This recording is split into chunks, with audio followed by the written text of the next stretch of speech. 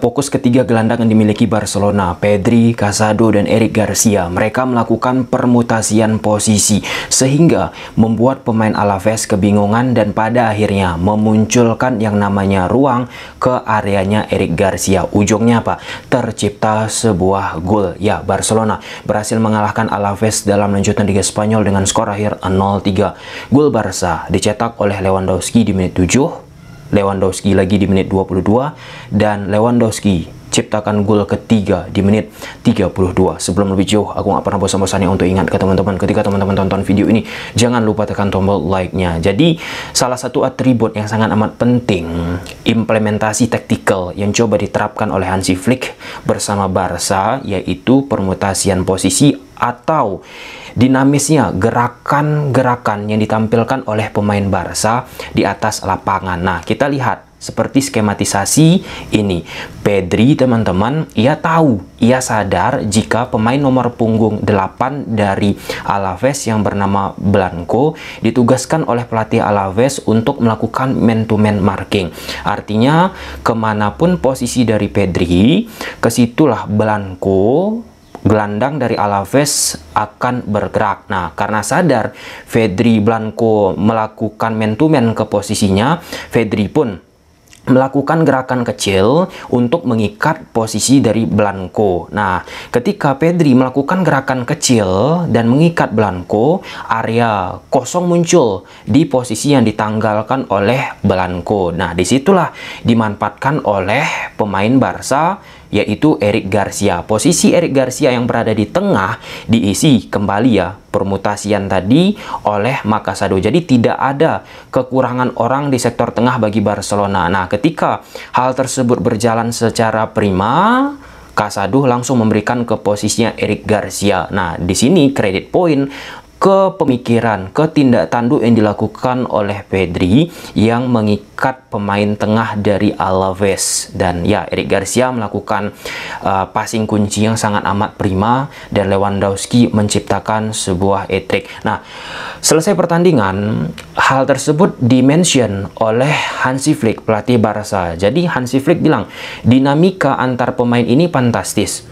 Itu sangat membantu kami mencetak banyak gol bagus untuk meningkatkan kepercayaan diri di pertandingan berikutnya. Bukan hanya sekali statement dinamika yang sangat amat tinggi dilakukan oleh Barca disenggol oleh Hansi Flick. Nah, selanjutnya ada dikatakan oleh Hansi Flick, ini bukan hanya tentang menang dan kalah. Ya, itu sudah kita tahu Barcelona sejak dahulu kala, teman-teman. Kalau Barcelona ini memang bukan hanya melihat skor, bukan hanya melihat kemenangan, tetapi bagaimana melihat permainan. Itulah dia yang membedakan Barcelona dengan kebanyakan klub yang ada di dunia. Ditambahkan oleh Hansi Flick, kami menganalisis pertandingan. Itulah sebabnya kami memiliki sekelompok analis yang sangat amat besar. Kami ingin menunjukkan kepada para pemain yang dapat kami tingkatkan untuk pertandingan berikutnya. Jadi secara garis besar di situ Hansi Flick melakukan kerjasama kepada tim analisnya untuk meningkatkan masing-masing individu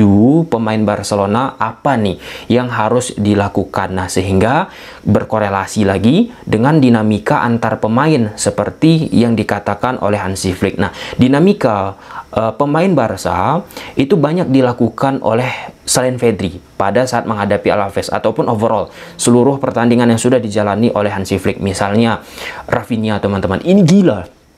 Rafinha, kita hampir setiap membahas Barca nggak pernah tak menyenggol bagaimana progresifnya perkembangan yang sangat amat luar biasa dari Rafinha. Nah, di atas kertas kita bahas dulu formasi, teman-teman. Di atas kertas Alaves itu gunakan pola 1-4-2-3-1. Oke, tetapi ketika mereka bertahan, mereka akan gunakan shape 5-4-1. Nomor 7, Vicente itu akan track back ke belakang. Jadi 4 back yang dimiliki oleh Alaves akan berubah menjadi 5 pemain. Nomor 19, Stoichkov itu akan mengisi posisi yang ditanggalkan oleh Vicente karena mundur ke belakang. Dan ya, bentuknya menjadi 5-4-1 dan membuat sektor tengah Alaves itu hanya ada 2 pemain, Guevara dan Blanco. Oke, di situ sangat amat jelas teman-teman. Sedangkan Barcelona di atas kertas gunakan pola 1-4-2-3-1. 1-4-2-3-1 dari Barcelona ini pun ya seperti yang sudah dikatakan oleh Hansi Flick, sangat amat dinamis. Kadang berubah menjadi shape-nya 2-3-5, 3-1-6, 3-2-5 dan seterusnya. Nah, tadi sudah kita bahas Rafinha.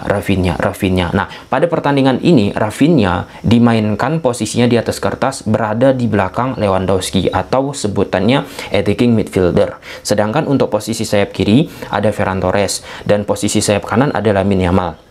Ferran Torres secara pendekatan taktikal diminta oleh Hansi Flick seperti biasa ya, template Barca, bermain sebagai false winger, pemain sayap yang cenderung masuk ke dalam, mengikat pemain nomor 14 dari Alaves yang bernama Tenaglia. Oke, nggak berjalan lama Ferran Torres ia mengalami yang namanya cedera, harus dilakukan pergantian. Oke, dimasukkanlah Eric Garcia. Jadi di sektor tengah Barca jadinya Pedri, Casado, dan Eric Garcia. Posisi Rafinha yang berada di belakang Lewandowski ataupun sebagai attacking midfielder kembali ke posisi Ferran Torres atau mengisi posisi Ferran Torres. Nah, Rafinha memainkan peran yang sama sebagai false winger yang menjaga sisi terluar Barca itu Balde. Nah, jadi Rafinha ini dari posisi attacking midfielder, dari posisi Lewandowski, ia sanggup nih bermain mengisi posisi sayap kiri juga. Nah, nggak sampai di situ guys. Di babak kedua, ketika Ansu Fati dimasukkan, Ansu Fati dimasukkan, Lamine Yamal keluar teman-teman. Kembali di situ Ansu Fati mengisi posisi sayap kiri. Ansu Fati pun dituntut untuk bermain sebagai false winger, pemain sayap yang cenderung masuk ke dalam, tetapi secara eksekusi belum begitu fluent ya. Apa yang ditampilkan oleh Ansu Fati, kadang dia terlalu mepet, terlalu rapat ke posisi Lewandowski, jadi nggak begitu berimpact terhadap gerakan dari Ansu Fati untuk mengganggu dan menciptakan ketidakseimbangan terhadap defensif dari Alaves. Nah, menariknya ketika Ansu Fati masuk sayap kiri dia sebagai false winger, Lewandowski tetap sebagai nomor 9, Rafinha digeser mengisi posisi Lamine Yamal. Nah, awalnya Rafinha ini bermain sebagai ya menjaga wide striker lah ya, menjaga sisi kelebaran. Nah, tetapi pelan-pelan Rafinha kembali ke identitas yang diinginkan oleh Hansi Flick, memanfaatkan Rafinha ini sebagai false winger. Dan ya, beberapa kali dilakukan oleh Rafinha dan itu memang sangat amat bertenaga ya, gerakan-gerakan dari Rafinha, style dari Rafinha. Dan penting juga kita melihat bagaimana konsensus misalnya gol pertama dari Barca kepada Lewandowski, itu assist yang sangat amat prima oleh Rafinha. Nah, kemudian gol kedua ada serangan balik transisi ya, memang ada key point penting dilakukan oleh Pedri juga untuk menciptakan progresi pas bola yang cepat teman-teman. Kemudian selanjutnya Rafinha memiliki skill yang sangat amat prima teman-teman, bisa memanfaatkan tersebut dan memberi assist ke posisinya Lewandowski. Dan ya, Hansi Flick pun akhirnya memberikan komentar kepada Rafinha teman-teman, kalau misalnya Rafinha ini disebut attitude-nya baik. Dan yang paling penting teman-teman, dan ya dikatakan oleh Hansi Flick, Rafinha ini akan bisa terus berkembang. Overall, apa yang ditampilkan oleh Hansi Flick bersama Alaves dari sisi pendekatan, dari sisi permainan tidak jauh berbeda teman-teman dengan pertandingan-pertandingan yang lainnya ataupun yang kemarin-kemarin. Ya, pada akhirnya kita sepakat seperti yang disampaikan oleh Hansi Flick, itu yang membedakan itu dinamika, chemistry dari pemain. Pemain-pemain Barcelona punya dinamika pergerakan yang sangat amat tinggi, tetapi pemain-pemain lain mengerti. Jadi aku teringat dengan Xavi Hernandez pertama kali menjadi pelatih Barcelona, ia sempat gusar ya kepada pemain-pemain Barcelona. Dia bilang kalau misal pemain Barcelona ini secara substansi nggak pandai melakukan permainan permutasian posisi permainan segitiga dan lain sebagainya, seperti kurang lebih yang dilakukan oleh Hansi Flick. Aku pun tentu nggak bisa menanggalkan kontribusi yang sudah diberikan oleh Xavi Hernandez. Xavi Hernandez kan tentu dia sudah mencoba terus memberikan pengalaman kepada pemain, semakin banyak pengalaman semakin terbentuk chemistry. Sekarang ini diperkuat ya oleh Hansi Flick, dan Hansi Flick pun sudah bisa nih mengatur ruang ganti dengan baik, mengatur ekosistem yang sedang dibangun Barca ini dengan baik. Tidak ada drama-drama yang malah akhirnya membuat sebuah turbulensi yang menghancurkan lah ya dinamika yang sudah terbentuk bagi Barcelona. Nah, dari sisi attacking yang dimiliki oleh Alaves teman-teman, cenderung Alaves itu mencecar serangan dari sektor sebelah kiri Barca yang ditempati oleh Balde. Nah, itu sering direpetisi dan ya itu pun menjadi salah satu hal yang masuk akal. Kenapa? Karena pada sisi attacking Balde ini kan tinggi naik teman-teman. teman-teman. Jadi upaya ketika Balde naik tinggi kan kosong sebelah kiri dari Barca, disitulah coba disecar, coba dimasuki oleh pemain-pemain Alaves. Untungnya Alaves banyak mendapatkan sebuah offside.